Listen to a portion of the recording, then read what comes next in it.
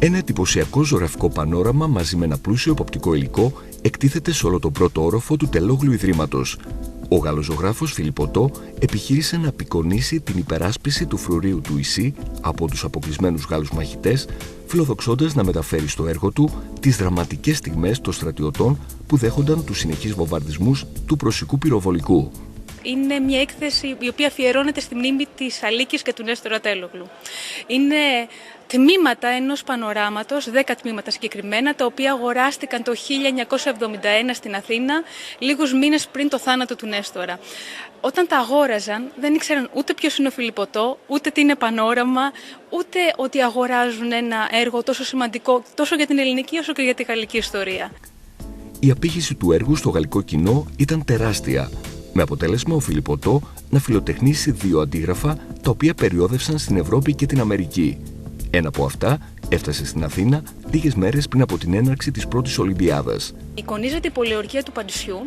Είναι μία από τις σημαντικότερες μάχες του 19ου αιώνα. Είναι ένας πόλεμος που για τους Γάλλους ξεκίνησε επιθετικός και οι Πρώσοι έφτασαν να πολιορκούν το Παρίσι και μάλιστα να το καταλαμβάνουν.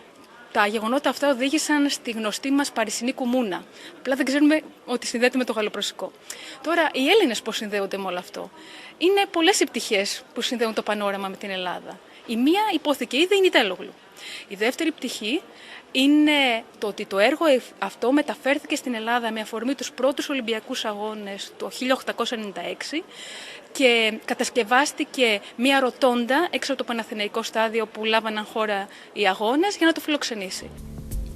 Η έκθεση εγκαινιάστηκε την ίδια ημέρα με τη συλλογή έργων «Ο Ντελακρουά σκηνοθετεί το 21» και παρουσιάζοντας το Τελόγλιο Ίδρυμα Τεχνών υπό την αιγίδα της Ελληνικής και Γαλλικής Προεδρίας της Δημοκρατίας. Moi, je pense que cette exposition est avant tout le fruit d'une collaboration franco-grecque qui remonte à 4 ans. C'est un travail exceptionnel fait par les conservateurs et c'est aussi évidemment le symbole à l'époque de Lacroix de l'amitié franco-grecque et je crois que Delacroix a beaucoup œuvré pour amener, y compris les hommes politiques français, à pencher le regard sur la Grèce et à prendre des décisions, y compris politiques à l'époque. C'est une exposition formidable à laquelle l'ambassade de France et l'Institut français de Grèce et l'Institut Thessalonique ont contribué pour l'organisation de cette exposition avec la Fondation Teloglio. C'est une exposition magnifique qui rend bien compte de l'amitié franco-grecque dans 2 expositions qui sont vraiment très intéressantes. Οι εκθέσεις φιλοξενούνται στη Θεσσαλονίκη και στο Τελόγλιο Ίδρυμα Τεχνών του Αριστοτελείου Πανεπιστημίου έως τις 31 Ιανουαρίου.